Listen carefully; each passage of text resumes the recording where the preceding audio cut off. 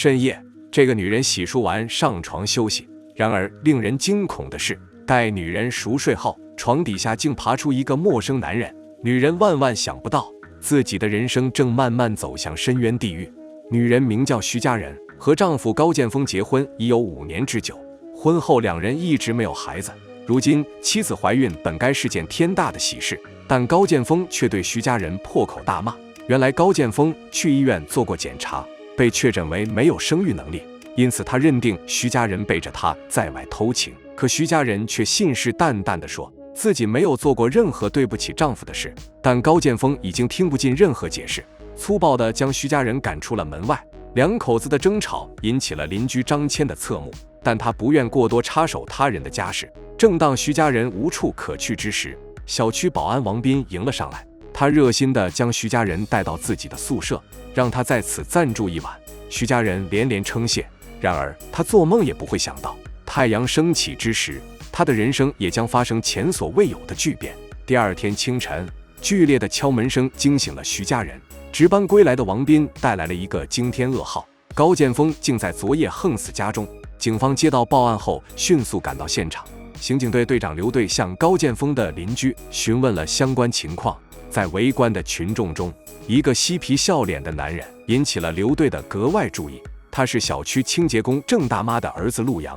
尽管他声称自己只是凑个热闹，但刘队的警察直觉告诉他，这个男人有可能和凶案有着某种联系。这时徐佳人赶到了现场，她撕心裂肺地呼唤着丈夫的名字，在巨大的悲痛中当场昏厥。仅仅一夜之间，夫妻俩就天人永隔。但徐佳人没有想到，更恐怖的事情正在前方等着自己。医院里，病床上的徐佳人和高剑锋的母亲抱头痛哭。刘队通过调查得知，徐佳人昨晚被丈夫赶出门外，便询问她是否能提供案发当时的不在场证明。徐佳人恐慌地扫了一眼王斌，没敢说出实情，见几人为难不已。一旁的王斌沉不住气，坦诚了徐佳人直到丈夫出事之前都睡在自己的宿舍里。刘队打听完所有情报后便离开了。王斌将徐佳人送回家中，却遭到了高母的白眼。身为小区保安，对业主过分热情已是一种越界行为，加上徐佳人丈夫刚死，一个外人不离左右，更是不成体统。王斌无言以对，只能默默地离开。但还没等他走远，门内就传来了激烈的争吵声。原来高母得知儿媳妇怀孕后，和高剑锋一样，认为她已经出轨。老婆给他戴了这么大一顶绿帽子，怪不得他要自杀。你就是凶手，是你杀死了我儿子！你这个扫把星，你给我滚！我们高家没有你这种儿媳妇，滚！你给我滚出去！滚！高母不由分说地将徐佳人推出门外。婆婆的态度让徐佳人觉得无比寒心，可她始终坚信肚子里的孩子就是高剑锋的。但她万万没想到，警方的调查给了她当头一棒。在刘队的带领下，徐佳人和高母见到了高剑锋的主治医生。医生告诉两人，高剑锋在他这里治疗已有多年，却始终没有起色。从理论上来说，这种病的治愈概率仅有1/1000。高剑锋为了不让妻子担心，才始终隐瞒着病情。现在就连刘队都认定徐佳人肚中的孩子不是高剑锋的亲骨肉。徐佳人依然坚持自己的立场，相信这1/1000的可能性就是高剑锋留下的希望。妈，这个孩子一定是剑锋的，我一定会把他生下来。见徐佳人如此坚决，高母的心动摇了，慢慢开始相信徐佳人所说的话。然而事情的进展却出乎所有人的预料。尽管婆媳俩都想把孩子生下来，但王斌却持相反态度，认为一个女人独自生养孩子太过辛苦，言语之间似乎希望徐佳人能打掉这个胎儿。然而徐佳人心意已决，她这么做不仅是为了继承亡夫的遗愿，更是为了向婆婆证明自己的清白。王斌见状也不再多言。没过多久，高剑锋的案件有了新的线索。在丈夫出事之前，徐佳人几乎每天都会收到多条性骚扰短信。刚开始徐佳人以为是恶作剧，没有多加理睬，但案发后这些短信又开始频频出现，徐佳人便将其汇报给了刘队。根据这条线索，警方立刻锁定了短信的发信源，正是小区的物业办公室。根据小区工作人员回忆，短信发出的时间里，并没有人在这里上班，监控探头也因为故障无法运作。这时，王斌似乎突然想到了什么，将刘队带进了郑大妈的储藏间。在角落的柜子里，警方搜出了许多张偷拍徐家人的照片。这时，张大妈带着儿子陆阳慌慌张张地闯了进来。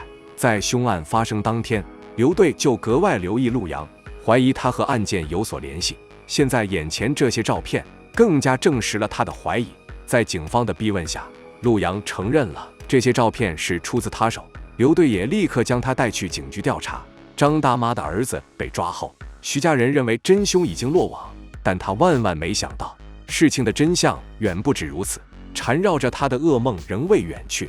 夜晚，王斌在床上辗转反侧，他早就知道陆阳在跟踪偷拍徐家人，但不知出于什么原因，一直隐瞒着此事。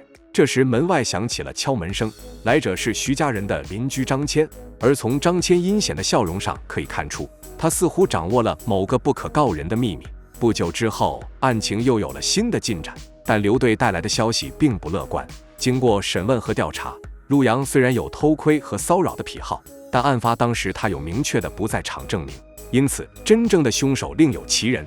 徐家人只能相信警方的判断，继续胆战心惊地过着日子。期间，王斌仍然对徐家人倍加关怀，徐家人也是感激不已。但他怎么也不会想到，不久后他会被眼前这个男人推入万劫不复的深渊中。几个月后，徐家人临盆在即，他已经逐渐忘记凶手带来的恐惧，开始期待新生命的降临。这天，徐家人将家里的钥匙交给王斌，希望他能帮忙修理下家中的水管。王斌欣然答应。修理完毕后，他将钥匙放在门口的地毯下，并用短信通知了徐家人。然而奇怪的是，王斌并没有立刻离开，而是在徐家人的卧室逗留，似乎沉浸在女主人的气味之中。紧接着，匪夷所思的一幕发生了，王斌竟爬进了徐家人的床底，悄无声息地等待着徐家人的归来。深夜，王斌像壁虎一般从床底爬出，看着徐家人熟睡的脸庞，他从口袋里掏出手帕和药物，掩盖在徐家人的口鼻上。徐家人很快在睡梦中昏迷了过去。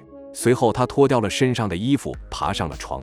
一番缠绵之后，王斌心满意足地走出了徐家人的家门。但就在这时，意想不到的事发生了。看来你真的是死心不改呀！到底是那个女人魅力太大，还是你就是个不折不扣的变态？你真小子！原来张谦早在几个月前就发现了王斌的这个秘密，并以此向他敲诈勒索。王斌本想着能破财消灾，没想到今天张谦再次狮子大开口。巨大的压力让王斌有些招架不住，但为了不让自己的秘密曝光，他只能想办法度过眼前的危机。而就在这时，更大的麻烦也在前方等着他。徐家人在医院诞下了一名男婴，不幸的是，孩子患有先天性血液障碍。而更让徐家人无法接受的是，鉴定报告上赫然写着孩子和高剑锋没有血缘关系。徐家人震惊无比，他原本深信自己对这段婚姻的感情和忠诚，面对这样残酷的事实，他陷入了无助和绝望之中。高母愤怒暴走，将徐家人的东西全部从高家搬了出去，再也不许他踏入家门半步。而就在徐家人伤心欲绝之际，一个意想不到的人出现在了他的面前。这天，王斌像往常一样来医院探望徐家人，却在病房里看到了张谦的身影，他顿时汗流浃背。原来就在不久前，王斌把钱交给张谦后，张谦仍然不肯罢手，想最后再向王斌敲诈一笔。王斌已是忍无可忍。张谦，你别以为我怕你啊！别把我逼急了，大不了鱼死网破。你敢？你看我敢不敢？反正已经杀了一个，大不了再杀一个，别逼我。王斌本以为自己震慑住了张谦，却没想到他隔天就出现在了徐家人的病床前。但张谦此番现身只是来威吓王斌，他谎称王斌因为常来照顾徐家人而差点被公司开除。信以为真的徐家人愧疚不已，而感受到徐家人关心的王斌却再也压抑不住内心的情感，向徐家人说出了真心话。徐小姐，我为你做的一切都是心甘情愿的，真的，不管多久，不管什么时候，我都愿意在你身边照顾你。我值得你对我这么好吗？值得，值得，不光是你，还有你儿子。我想将来能够照顾你们。王斌的话深深打动了徐家人，自己已是孑然一身，唯有王斌始终不离不弃，两人的心开始慢慢靠近。然而还没等徐家人身体康复，王斌这边就出状况了。这天晚上，王斌将张谦约到楼顶，张谦暗自得意，表示只要王斌给足封口费，之前的一切就一笔勾销，自己也不会再出现在徐家人的面前。王斌则将手搭在张谦的肩上，兄弟，摊子头上一把刀，我给你10万块钱，就怕你没这个命。小师傅，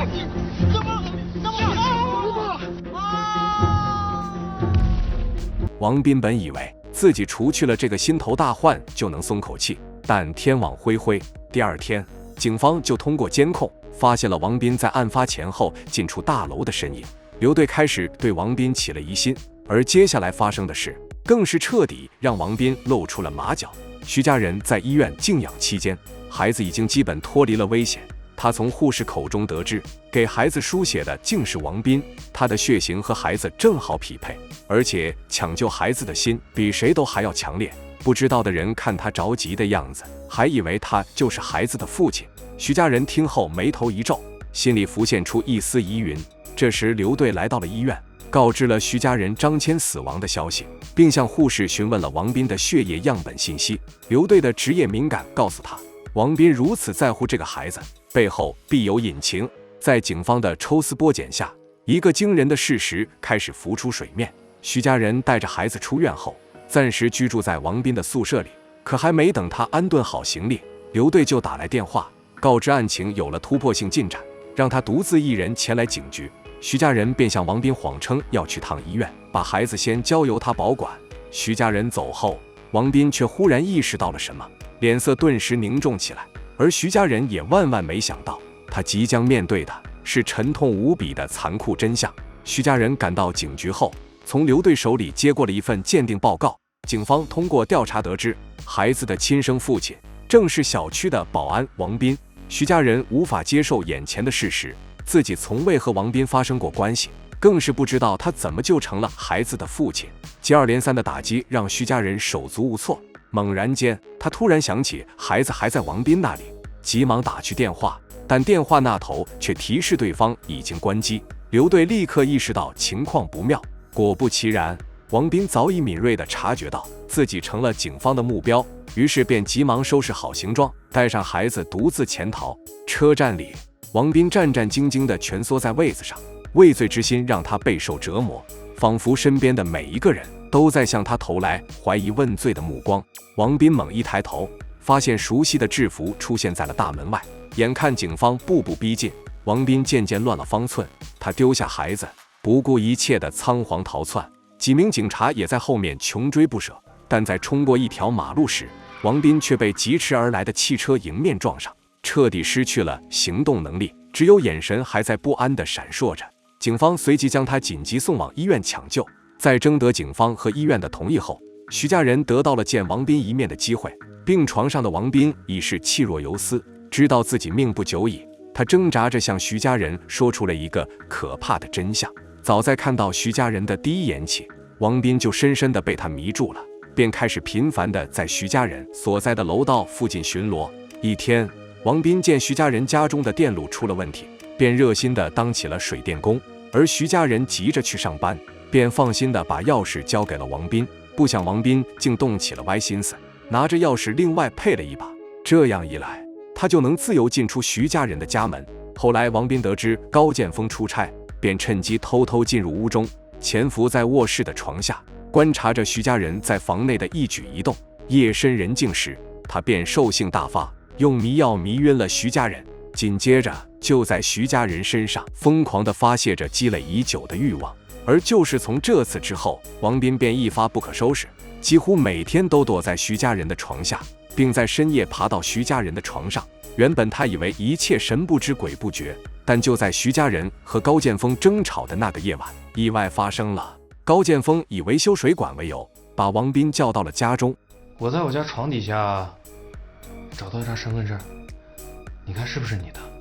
见王斌哑口无言，高剑锋知道，就是眼前这个小区保安让妻子怀孕的，他怒不可遏地扑向王斌。缠斗之中，王斌的意识渐渐模糊，突然他抓起手旁的刀刃，夺去了高剑锋的生命。